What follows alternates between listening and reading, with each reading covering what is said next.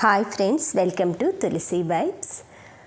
ఈరోజు అరటికాయ బజ్జీ అయితే ఎలా చేస్తానో నేను నా మెథడ్లో చూపిస్తానండి. ఫస్ట్ శనగపిండిలో అయితే సాల్ట్, వామ్ అండి, మనం అంటే శనగపిండి క్వాంటిటీకి తగినట్లుగా వేసుకోవాలి. ఈ వామ్ ఏంటంటే మనకి అరుగుదలకు కానీ లేదా గ్యాస్ ట్రబుల్ అలా కొంతమందికి శనగపిండి పడదు కదండి బాడీకి, అలాంటప్పుడు ఇలా వాము వేసుకుంటే అరుగుతుందన్నమాట. వాము చాలా మంచిదండి. తర్వాత ఇవంతా ఫస్ట్ ఇలా కలిపేసుకోవాలండి. కొంచెం సోడా ఉప్పు వేసుకోవాలి, ఎందుకంటే బజ్జీలు పొంగాలన్నమాట. ఆ సోడా ఉప్పు లేకపోతే పొంగవన్నమాట. అప్పుడప్పుడు కాబట్టి పర్లేదండి. సోడా ఉప్పు ప్లేస్లో మీరు ఈనో ఉంటుంది కదా, ఆ ఈనో వేసుకోవచ్చు. లేదు అంటే మనకి బేకింగ్ సోడా ఉంటుంది కదా, బేకింగ్ సోడా వేసుకోవచ్చు. నేనైతే తినే సోడా అండి, వంట సోడా అంటారు కదా, అది కొంచెం చిటికెడు వేశాను.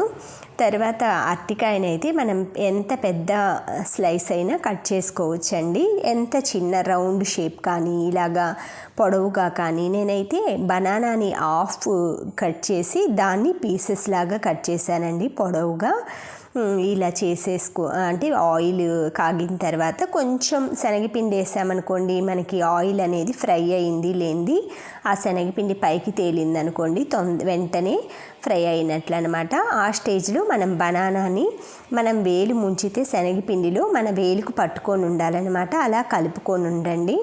తర్వాత ఈ బనానాని అయితే ఆ కలిపిన శనగపిండి మిశ్రమంలో డిప్ చేసి ఆయిల్లో ఫ్రై చేసుకోవటమేనండి. మనకి వాటర్ మీరు శనగపిండి కలిపేప్పుడు కొంచెం కొంచెంగా చూసుకుంటూ వేసుకోండి.